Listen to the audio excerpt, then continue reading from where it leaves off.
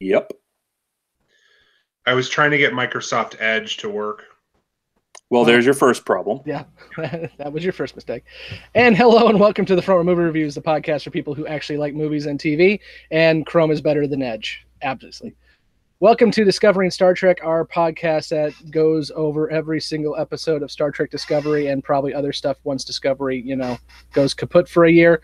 And we are here talking about episode 12 of Discovery, and that is Vaulting Ambition. I am Scott, and with me is Blake. And Kevin. And Mike, who was sick last week but was a trooper for us, decided to be a pansy this week, and he's not here. So I can say that because he's not here. And if you're in the chat room, feel free to join us as we start discussing this, and we will obviously be spoiling the hell out of the last episode. So if you have not seen the current episode that just dropped a few hours ago, you may want to check that out before you go and listen to this. And before we get started, I told the guys I was going to do this too. I want to take a moment to complain. If you follow YouTube at all, you have probably heard over the past few days that YouTube has changed their partner status requirements again. And this is not the first time this has happened, but this is the first time it's happened to really screw us over. The new requirements are going to be, starting in February, that you need 1,000 subscriptions within the past year, and you need 4,000 hours of viewed content within the past year. If you do not have both of those, you are no longer a member of the YouTube partner system, and you are not going to be able to receive benefits of being a partner, which includes some under the hood stuff that you guys don't care about. But really, honestly, it comes down to not being able to be monetized starting in February, which, to be honest, we don't get much out of monetization. It basically pays for our website. But without that monetization, YouTube doesn't feel that we're important enough to put on their search algorithm. So it's going to be harder to find smaller creators like us. And all you're going to get is the guys who walk around forests in Japan and show dead people. So thanks, YouTube. If you have a problem with this and you want to see more small creators have a chance to actually be seen on YouTube, much like the Front Row, I implore you to go to YouTube and go to their forums and make it known that you do not appreciate the fact that they are screwing over the little people once again to make a buck. They're Google. They've got money. They're okay. So I'll stop complaining now, but I don't know how this will impact us in the future. We're having some talks internally about if we're even going to worry about this or if we're going to try some new things to make up the spread. And more details for that will be coming, I'm sure, from Jeremy and everyone else in the leadership over here Front Row. But I tend to be the YouTube guy, so I felt like I wanted to bitch. Moving on, let's go ahead and talk about Star Trek Discovery, and I will only bitch a little bit about this episode. Let's talk about our first impressions for Vaulting Ambition, and we will go with Blake first because he was not here last week. Okay, so for this episode, I actually did like it. I mean, I think some of us kind of saw where this might have been heading with the reveal that came in it, and it's been all over the internet and Twitter too. So I think people saw it was heading there. So I did like the episode. I liked how they did the reveal on it. I think there's been better episodes in this season. I think the episode was kind of short compared to the others, and that, I think, was detrimental to it in a way. But overall, I liked it. Kevin, how about you? This reveal was a lot better than some of the other ones that they've done. I would say that it was done quite well. I really didn't think that they were going to go this route, and now that they are, I'm really curious to find out all the hows and whys and all that kind of a thing. But I liked this one better than last week's, that's for sure. I thought there was more meat on the bone on this one for sure. Which is funny because, yeah, you're right. This is one of the shortest episodes of the show, clocking in at about 37 minutes. And I agree with both of you about the reveal. And for those of you who didn't care about spoilers and are still here, Lorca is from the Mirror Universe. So I stand corrected. I was the one guy saying, no, that's not going to happen. I was wrong. Lorca is definitely from the Mirror Universe. And I guess they have really bad eyesight in the mirror universe as well, too, because everyone can't see in the dark or in the light. So for me, yeah, I'm in the same boat. I complained a lot about how we had the Voq reveal 3 or 4 times over the course of 3 or 4 episodes, and it got tiring because we all knew what was happening. With the Lorca thing, it was pretty quick. It was the last 2 or 3 minutes of the episode, and when the turn happened, it wasn't like, well, is it just that the Emperor is playing mind games with her? Is he really there? No, he is definitely from the mirror universe, and so they're going to run with that. And we knew Lorca was going to be a villain sooner or later, but I didn't expect it to go this route like that, so I was surprised that they went that way. Let's go ahead and talk about things that we liked about the episode, and we'll go to Kevin first. Okay. The way in which the Emperor killed quite a few members of the royal court was probably the coolest thing I've seen in quite some time in sci-fi. But it was also very far-fetched, but it looked cool. But as far as bigger stuff goes, it was interesting getting some more view of the mirror universe from this time period. The food was supposed to be revolting. Reminded me of the scene in Temple of Doom, but anyway, totally gross. Chilled monkey brains. Yeah, but I don't know why I made Russian instead of Pakistani, but okay. But considering that my favorite characters are still on Discovery, basically doing very little to nothing right now. I'm hoping that they get over at least this current storyline pretty quickly, and they get back onto the Discovery, because I like Saru's character. I like Tilly, and Stamets at least had more to do in this one. But yeah, I really don't know what way they're taking with this, other than I'm pretty sure that Burnham is going to end up either being the first officer or the captain before the end of the second season. Probably even shorter than that. Yeah, I mean, we kind of assumed that was going to be the case when they came out, and this was back when the original showrunners were still there. They're like, we're gonna not look at the captain. We're going to look at somebody below ranks. And as soon as they said that, everyone's like, okay, so the captain's evil. Got it. And then the person who we're going to be our main protagonist is going to take over the ship sooner or later. And we're kind of moving in that direction. Although I'm all for Captain Saru, even though I still think he should be in the brig after 3 episodes ago or 4 episodes ago. He's a much better captain than Burnham ever is. But yeah, I'm sure we'll talk more about that. Blake, what do you got? So, for one thing I did like with this episode in particular is I did like kind of the bigger role Stamets had in this one, especially the last couple where he's not had that much. And this is also going to get into one of my complaints in a little bit. But, I did like that part of the storyline with it.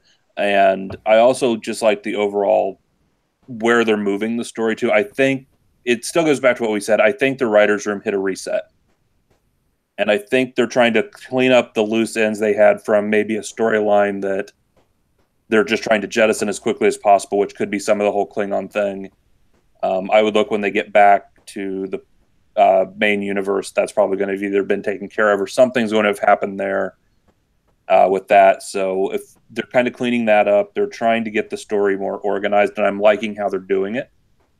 I did like seeing the bit more of the Empire. Giorgio, Michelle Yeoh is just a badass. So, Yeah. I mean, having her there is just great, especially as the Emperor. That really worked. And, I hear what you're saying with Saru. Let's just be glad Lorca didn't, have him for dinner at some point during the series now that we've seen this episode. Would you like my ganglionic nerve? I was going to say, I was thinking more Hannibal than Temple of Doom on that one. But was there anyone who didn't think that they were 3 cows set up for slaughter? It was like the little lobster tank at the restaurant. I'm like, I'll take the big gray one right there. So gross. And Burnham's trying to be Burnham, and like, oh, that one clicked at me. Maybe I'm picking a new slave, and that one's going to help me, just like Saru did. Like, no, you're gonna get him fed to you. It's great. Yeah. So you guys hit on most of the points I was going to hit on. As I already mentioned, I did like the reveal of Lorca and how it was handled. I think Emperor Georgiou is great. I like that they are definitely following on. As much as I complain about how they pick and choose continuity in this show, they are playing the mirror universe just like they should be. The fact that Georgiou has hidden most of the tech, because obviously her ship is much more advanced than anything the Federation has or anything the Mirror Universe has. And part of that, for me, my assumption is because with the Defiant going back in time 70 years, they had a 100-year head start. But also with that, they have conquered the Vulcans, so they have all their tech. And they kind of look like a Vulcan design with the wraparound. They've conquered the Andorians, they've conquered the Klingons, so they have all of that tech, and if she's hoarding everything to make sure that she stays in power, her ship's going to be much more impressive than anything else, and I like that. I don't understand the star in the middle of the ship, but I'm interested. It's not like something I'm against. I don't know if it's a fusion reactor that is, or I don't know what it is, but it looks cool. And I'm hoping it's not just a prop there to make her, reveal that Lorca has eye problems because he's from the Mirror Universe. I'm hoping there's more to it than that, but we'll see. I mentioned already, I really like Captain Saru. As much as again, he shouldn't be there. Saru did everything right in this episode. He allowed Tilly to run with her ideas, and he was being a motivational figure for her. He understood that he could not deal with the Voq Tyler thing, so he just basically threw it on the doorstep of L'Oreal. That was a smart move on his behalf, so he's a little bit cutthroat. So I really enjoyed all of that. It seems like, much like Blake said, it seems like we're driving towards the end game here, and we're going towards a reset at season 2. And I'm hoping the reset is not Captain Burnham, because I'm sorry, Sonequa Martin Green, I cannot get behind her as an actress, and I can't get behind this character. So I'm hoping she's not in the command seat, but she probably will be. Anything else you guys like that we want to hit on? That pretty much covers the likes on it. From the chat room, a couple of things. John is happy that she was not in the USS Defiant. I'm happy with that too, honestly, John, because again, you've had the Defiant now for almost 100 years. That's going to be old tech. So I'm sure she's got the Defiant in her back pocket. But at this point, they've caught up and surpassed that tech. So I don't see her using that as her throne anymore. So that makes perfect sense to me. Yeah, we do need Sato in there somewhere, Cynthia. I agree. Her long-ass name needed to have Sato in it somewhere. I'm all for that. So let's go ahead and talk a little bit about things we did not like. And we'll go to our trusted naysayer on the group, Kevin. Well, as I already mentioned, I thought the meal was pretty gross and kind of needlessly gross. I got to go to something I liked really fast. The ship, the Empress's ship, was very cool. I wish we had gotten to see even a little bit more of it, and I'm probably going to go back and watch again. But I thought that was one of the coolest things in the episode. As far as things I didn't like, well, I've got to say I'm having a really bad time with the CBS All Access jumping around again on me. It seems like it's always happening in very dialogue-heavy scenes, and if they are not going to have interfaces on technology that's going to work very well, and they're going to continue to have problems with CBS All Access playing in a fluid manner, they're going to lose people just over that. They really need to do something about it.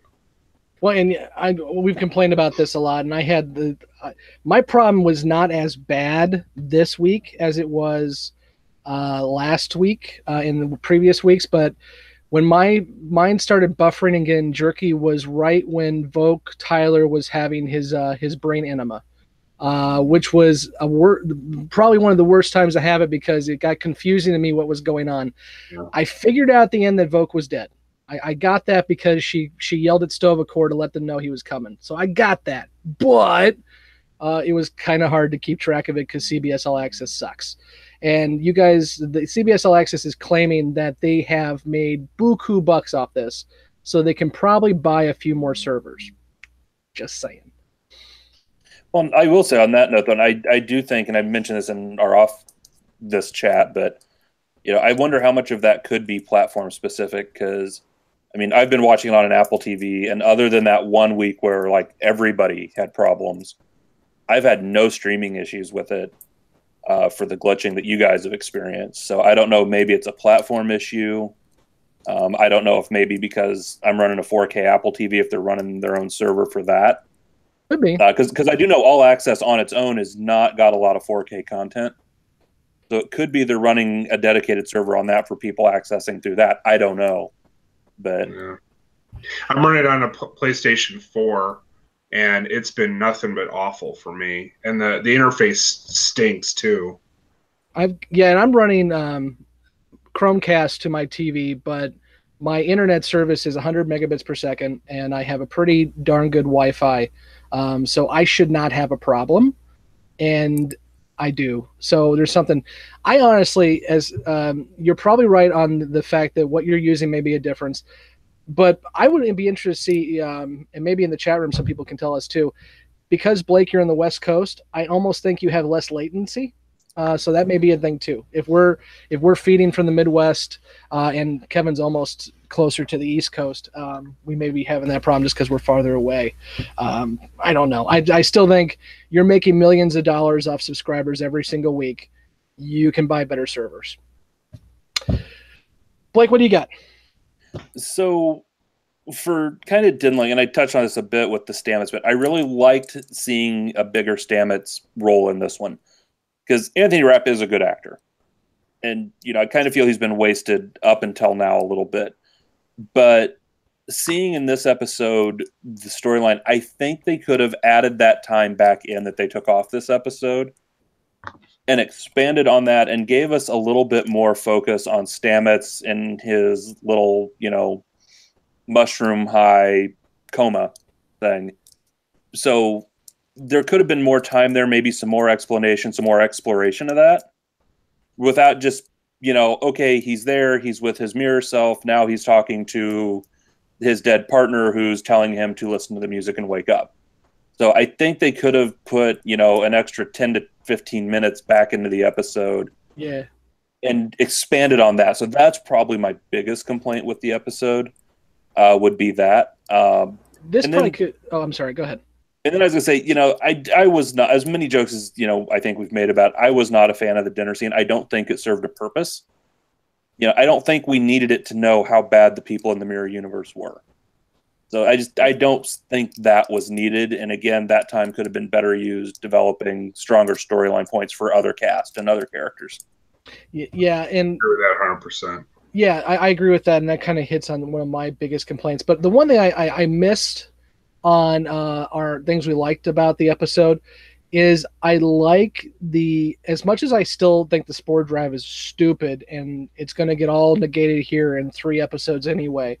I like the idea of the quantum physics being played here and the string theory being played here, and the fact that that Hugh is dead, but because the way string theory and quantum physics works and all of that, and the fact that it's the mushrooms keeping everything together, he still is there, and everyone still is there, and that holds up in theoretical physics. So I like that kind of play on it. It's like he's, if you want to call him a ghost, fine, but it's just kind of an impression on the universe that lasts, and that's kind of a really hard sci-fi that Star Trek doesn't tend to do. So that was pretty impressive for me, at least.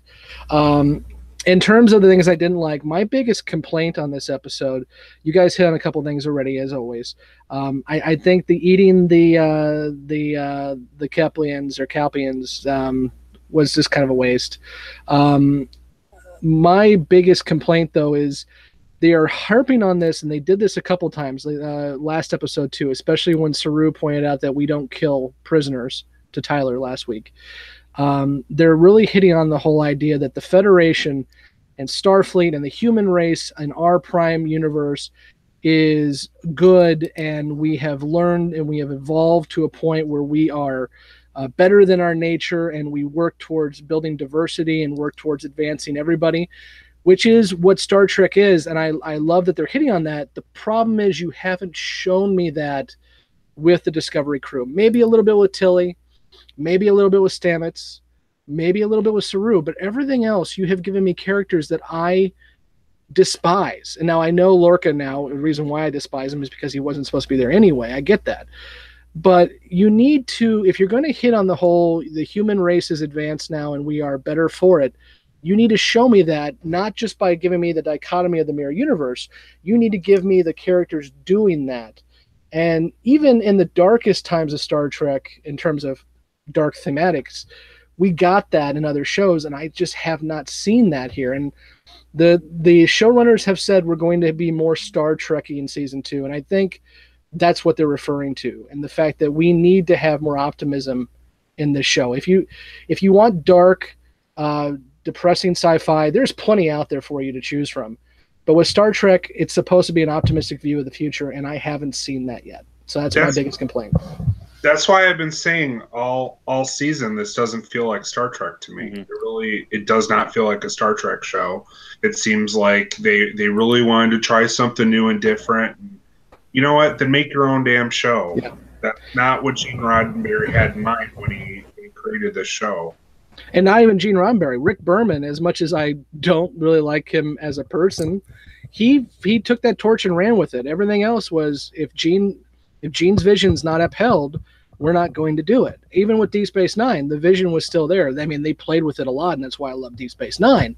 But it was still an optimistic view of the future. And I don't get that here. And if they're playing off the, well, we're building towards it, well, Enterprise already did that. So stop being a prequel and do some new stuff that's not Spore Drive related. Yeah, and I'd agree with that too. And I was one of those. I know when it started, I had mentioned I liked some of the darker storylines, especially because of how well Star Trek's done those in the past, specifically the later seasons of DS9.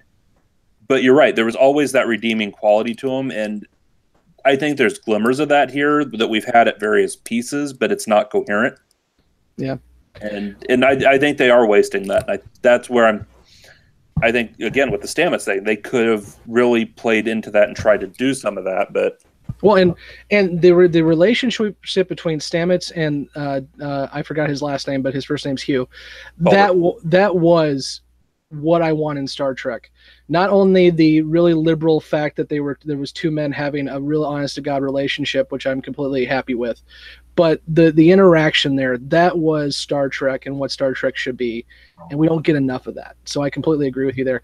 And I don't... With Evil Stamets, obviously he's going to be in play, and we'll talk about where Evil Stamets is right now. But I think we could have had some more interaction there, because I agree, Anthony Rapp has not had a chance to show his chops, and playing off himself would have been great, and we only got 2 minutes of that, and I think that's a loss. Hopefully we'll get some more of that when they interact with each other again, which I'm sure they will. A couple of things out of the chat room. Cynthia is saying that she would have liked more reasoning for why the Emperor knew Michael was a turncoat. I agree with that. I think it was kind of pretty quick, and she just said, "You don't call me mom anymore, so you're evil." But I think they could have played more with that. And again, being a shorter episode, they had time to do it. Let's see. John Man's making a counterpoint to us that is making sense to me, but still the writers, I think, just need to go down a different path, and they're going to do that. And the fact that he's saying that because Lorca is from the mirror universe, it explains the Discovery crew, because he is going to recruit darker people to run his ship. And I think that's what we're going to have next episode, because next episode seems to be a flashback to explain how Lorca arrived in our universe and what happened to Prime Lorca and all of that. So I think they're going to hit on that. But I'm going to take a little bit of a side here and complain about DC movies for a second, because it makes sense, I promise. People look at Man of Steel, the latest Superman movie, a standalone Superman movie, and they say, well, you shouldn't complain that Superman let all those people in Metropolis die because it was his first day on the job. He didn't know how to handle himself. That's because the writers made it his first day on the job. If you are going to hit on the fact that Starfleet and Star Trek and the Federation is something better, then don't write your ship to be a dark ship where no one is likable. That's your decision you made, and now you're trying to upend it. And I think that's where the reset's coming that Blake hit on much more succinctly than I did. But when they started out with this thing, they decided to go a darker route. And I think if you wanted to make, and Kevin, I'm aping what you just said, if you wanted to make Battlestar Galactica, make Battlestar Galactica. Don't make Star Trek. So let's go ahead and start talking a little bit about where we feel this is going to go. The first thing I want to ask you guys, and I already said what I feel on it, is Voq dead? Go ahead, Kevin. Yeah, I think he is. On that same subject, I think the actor who I'd have to look his name up, but the actor that plays Tyler, I think he's probably had the most acting of any of the cast members in the show. And so my thinking on him was, well, if you're not going to kill him off, then you've got to have a way to bring him back into the fold and not have him waste away in a jail cell. So it's pretty clear that they're bringing him back in by killing Voq. It seems like that's definitely their direction. And remember when they told us? I'm happy about that, because I'm at least a little bit interested in the character.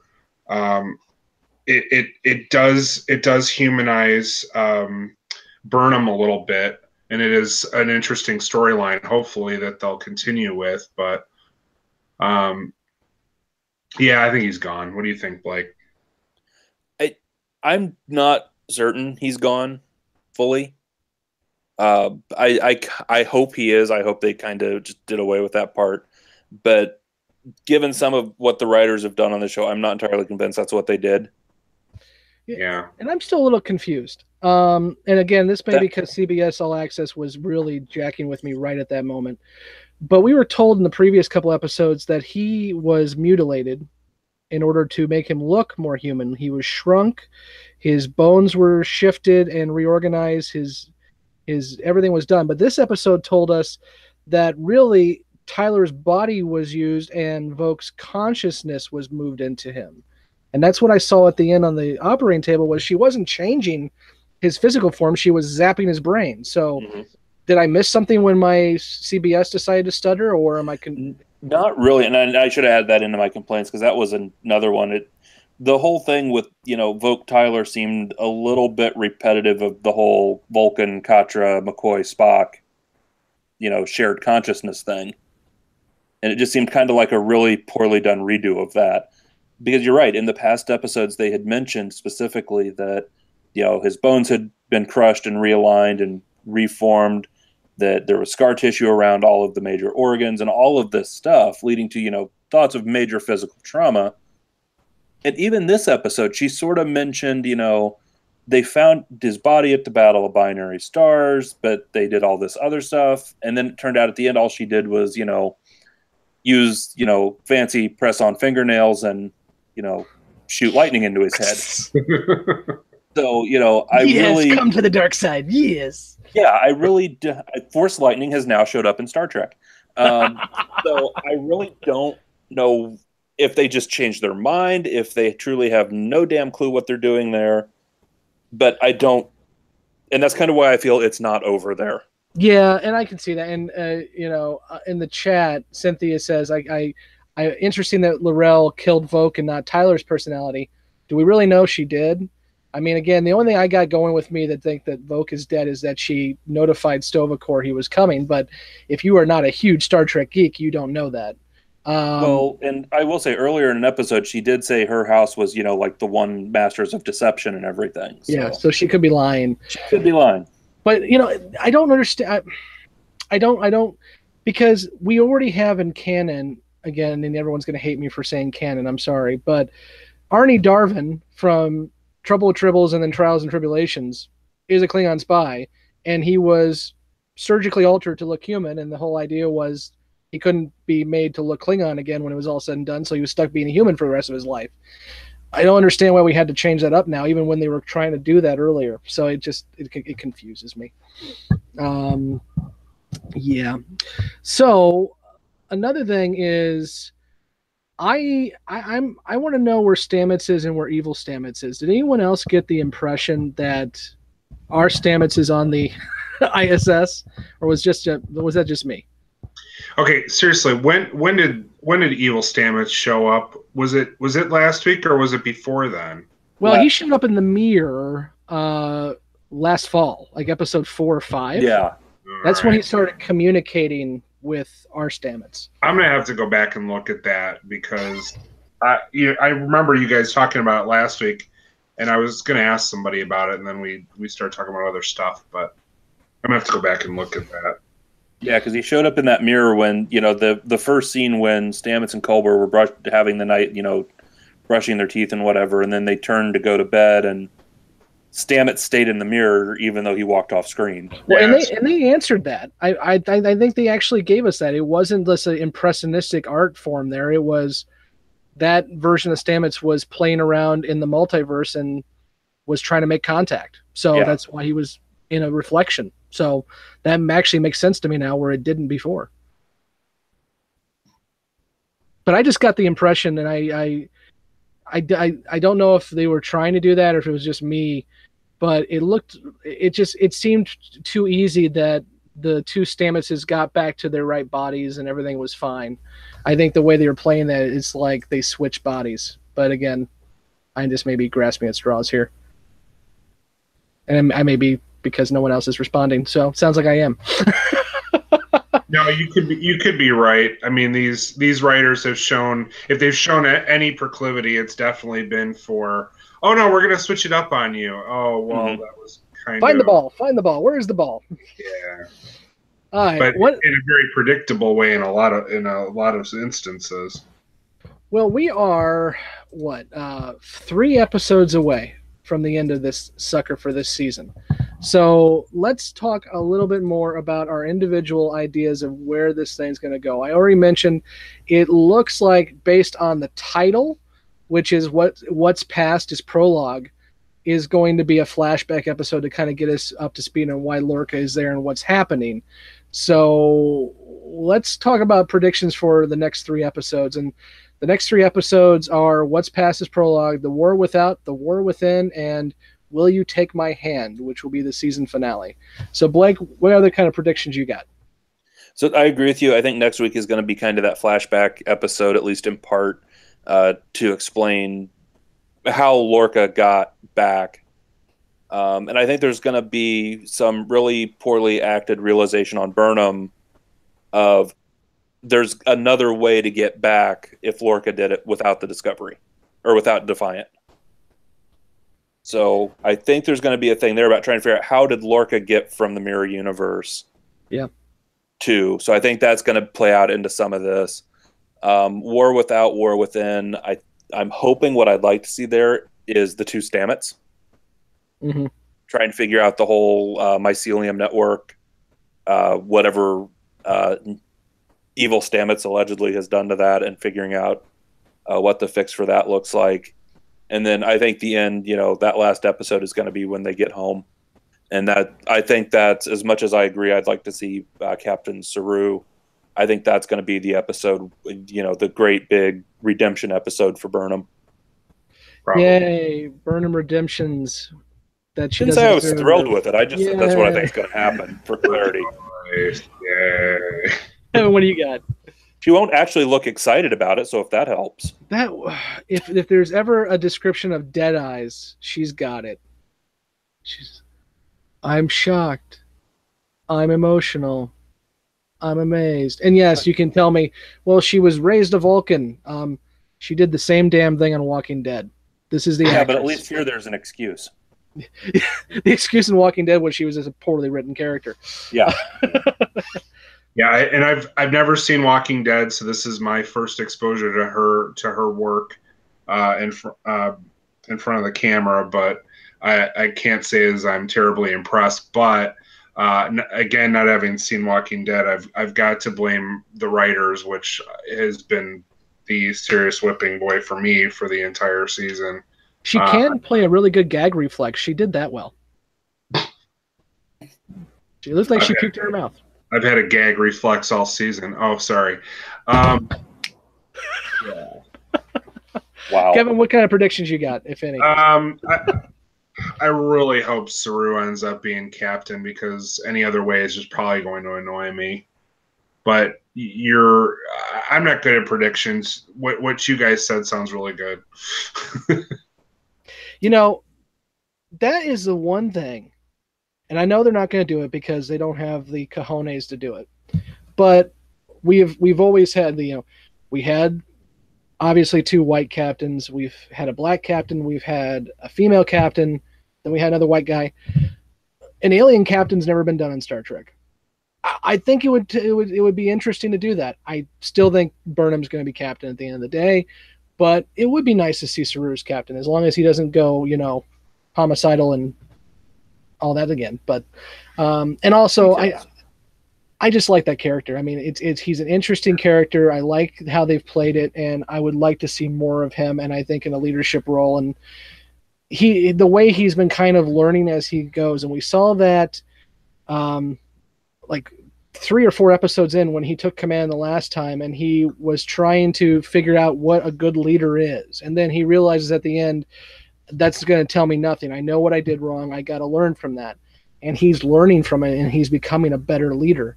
And his arc is what I think they want us to see in Burnham, but it's not happening. But I'm seeing it in Saru. So I'm all for Team Saru, but I don't think it's going to happen, unfortunately. Yeah, well, just from an acting perspective, too, I think the actors on this show that have the most acting chops besides the captain are probably Anthony Rapp and Doug Jones. Mm-hmm. Obviously, as I've mentioned, I'm rooting for Doug Jones to end up having a major part like you are. But given the fact that this show seems to revolve around Burnham, I think that the most we can hope for is that she only ends up being first officer. Speaking of Doug Jones, random aside, I realized this when watching YouTube in the middle of the night when I don't sleep. Doug Jones is one of his first acting gigs was the Moon Man in the McDonald's commercials. So, just random. So for me, a couple of things. I find it very interesting, and we've already hit on this, and we've hit on the chat room again too. I really think the writers are just jettisoning the Klingon War storyline. I think it's basically done, and when they jettisoned Voq out of Tyler's head, that was the end of that. I'm sure we'll have a little wrap up, but I really do see this as the original writers' room wanted a Klingon Federation war, and that was the story. And then the new writers' room said we wanted to play with the mirror universe, and it took us half the season for the old guard's writing to kind of fall off the table and the new guard to come in and do it. And as I started hinting at last episode, I like the new guard better. As much as Alex Kurtzman has destroyed a lot of my childhood through Transformers and Star Trek, he's doing okay here, and the showrunners are doing okay here. And I think my gripe is almost with the old folks now, and that is interesting because I didn't think that was the case when we started out in this little trek. Anything else you guys want? Oh, go ahead. Well, because I think the original writers' room, and it gets into that whole fan film lawsuit that they had with the Axanar story. Yep. Watch us get sued now for mentioning it. But I think they wanted to do their version of an Axanar type story. Maybe not that particular story, but it was close enough to what they wanted to do. Yeah. And they did a really poor job of it, I think. I don't think they set it up right. I think the one thing we talked about is, with the Dominion War, there was a sense of scope and scale to it. we never had that with this alleged war that, one, no one mentions in 10 years. Mm-hmm. And what was it? The last body count we had on was like 8,000 people. Yeah, it was. And there was never anything to buy into and go, oh, damn, this is like a serious thing. Mm-hmm. You know, it seemed more like it never seemed to have the weight to it that they wanted to try to put into that conflict. No, well, in season 5 of Enterprise, it was supposed to be all about the Romulan War, and they never got to do that either because they put it on the time slot of death on Friday night just to get rid of the show. Well, that's because Rick Berman killed the franchise. Yeah, and at that point, Rick Berman had just it was on death's door. But you know what I liked about season 4 of Enterprise is they interwove the Romulans throughout that season, but they were not the big bad ever. Well, I guess Minefield they were. When was that season? I don't know. But yeah, Minefield, so I mean, the Romulans were playing a role, and I love the fact that the Romulans were behind the scenes kind of trying to screw with the Federation not forming. That's the kind of smart stuff you could have done here, too, where maybe because the Romulans are always scheming. I mean, look at Undiscovered Country. It's not hint on much, but the Romulan ambassador was part of the coup because they didn't want the Klingons and Federation getting together. So stuff like that they could be doing here, and maybe that's what we'll see in future seasons is more of an understanding of what the lay of the land is in the Alpha and Beta quadrants here 10 years before Kirk, and let's actually do some fun storytelling with it.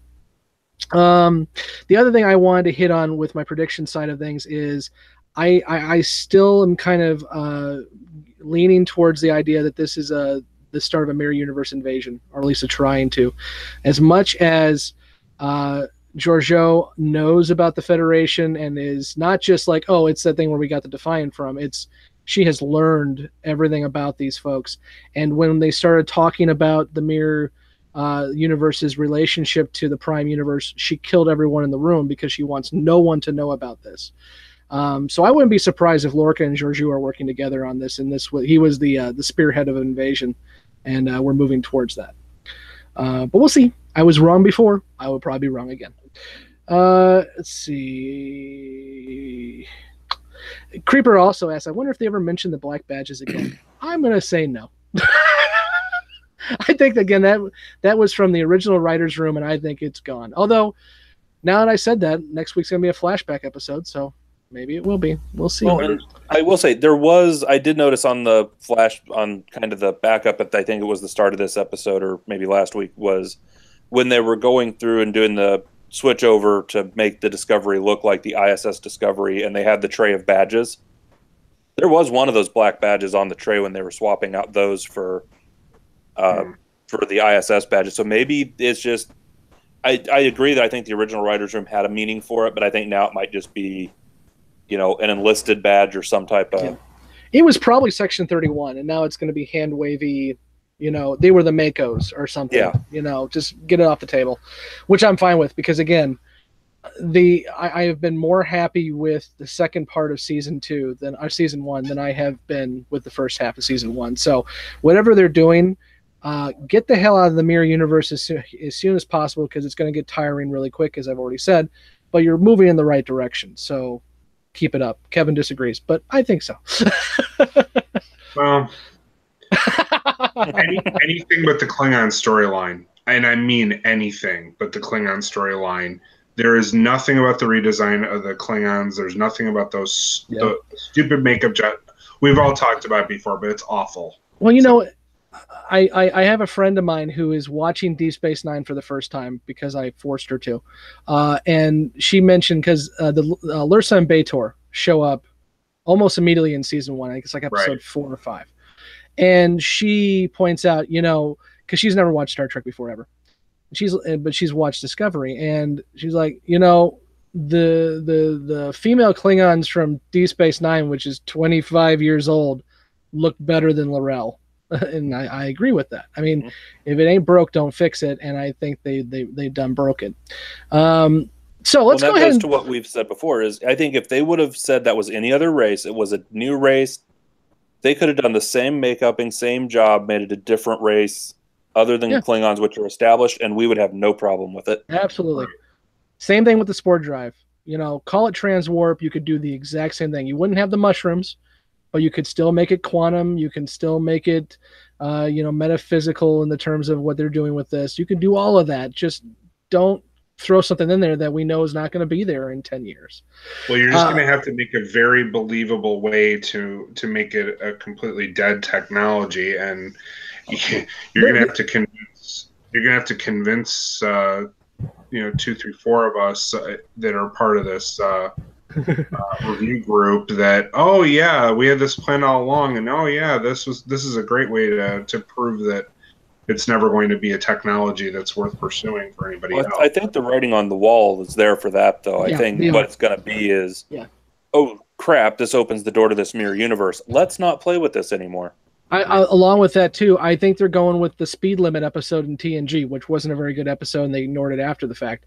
But the idea that warp drive was damaging the universe. Forces of nature. Yeah. Oh, my God, you're more of a geek than I am. And so... Thanks for pointing it out. But say, are you just meeting Kevin? The interaction of the universes and working with the spore drive is damaging the inner workings of all universes. So... they're going to put a speed limit on it and say we can't use this tech anymore because it will cause everything to self-destruct. The end. Again, I don't think that's a smart move, but I think that's what they're going to do. Let's go ahead and get our ratings out of the way. So for those of you just joining us, hello and welcome. We rate these on a scale of 1 to 10, and we base them off comparisons with other episodes in the franchise. So a 5 would be an average episode of Star Trek, 10 would be one of the best episodes of all time, and a 1 would be Threshold. So, or Forces of Nature would probably be a 2, I would probably say. So let's go ahead and, Blake, give us your score of 1 to 10. I'm going to give this one a 6. And the reason I'm doing so is there was a lot I liked in this episode, but I'm scoring it down because of the timing issue with it. Mm-hmm. They wasted the opportunity by cutting the time, and I think that irreparably hurt the episode, so I'm putting it at a 6 for that alone. And Kevin? 4. Hey, that's high praise from Kevin. It's almost an average episode. Almost. And by the way, my dead one episode is Emergence. Oh God. That one is these days, bad. I think at the end of the season, I still don't think it's Code of Honor bad, but yeah, it's. Ooh. Code of Honor brings in racism, though, space racism, and it's Code not of Honor's like your flat 0. And let's be. It's not like, oh, let's talk about racism and have a discussion. No, the story is actually racist. Yes. What I do want to do, and we were going to do this over the holiday break, but we just, it's the holidays. So when we're done with Discovery, I do want to do like our worst episodes of Star Trek and our best episodes of Star Trek. We'll have some fun discussions to tie us over until 2019. John says Kevin is such a downer. Sorry, Kevin. Like I see it. Creeper gives it a 6 out of 10. Maybe you could have announced your 4 with some more fanfare or something. Da, da, da, da. Thor! No, just kidding. Do you have a hammer back there? You can do the Thor. I actually do have a hammer, but anyway. Go pull out Minyor. Okay, so I give it. I'm gonna go Blake. I'm gonna give it a 6, and it's not that the episode is bad. I actually enjoyed the episode, but I'm in the same boat. When you have over serialization, episodes tend to kind of merge together. So I will see this one again because when I go back and watch the Mirror Universe arc, I'm gonna watch it. But nothing really in here stands out aside from the Lorca play. That is going to be something that I'm going to be memorable about this episode itself. So I'm going to give it a 6, and I'm looking forward to see what they do with the last 3 episodes. I do think this is an upturn, and I'm hoping beyond hope that when we get to season 2 here in probably 2019, that we are actually in a Star Trek show. That's my goal. So do you guys have anything else you want to add before we wrap this sucker up? I don't. Nope. Okay. Well, you can find us on the frontrowmoviereviews.com. You can email us at thefrontrowmoviereviews@gmail.com. If you're watching us on YouTube, please like and subscribe. Definitely subscribe because YouTube is now screwing us, so we need more subscribers. Hit that button, please. And then also please make sure that you hit that notify button as well too. We do go live not only with Discovery and Star Trek, but we go live with other podcast shows as well too. And so if you want to make sure that you can be involved in the discussion, as you saw, we talked to the people in the chat room quite a bit. So hit that notify button. You'll know right when we go live so you can get yourself involved in the conversation. If you're listening to the podcast version of this, please make sure you give us a subscription and also give us a rating on your podcast app of choice, because that gets us out to more people. And John, I do agree with you. John just said, please let Mike know that we hope he feels better. Mike will be hopefully back next week, and if not, I will drag his ass back anyway, even if he has a bucket next to him. So until next time, and when we probably go into the past of a prequel, because that makes sense, I am Scott, and with me has been Blake, Kevin, and we will see you on the couch. Live long and prosper, and don't eat any Kelpians. Kelpians, that's it. I was going to say sentient beings, but then I was like, no, they have a name. They have a name. Maybe CBS All Access will buy some servers before next time. We shall see.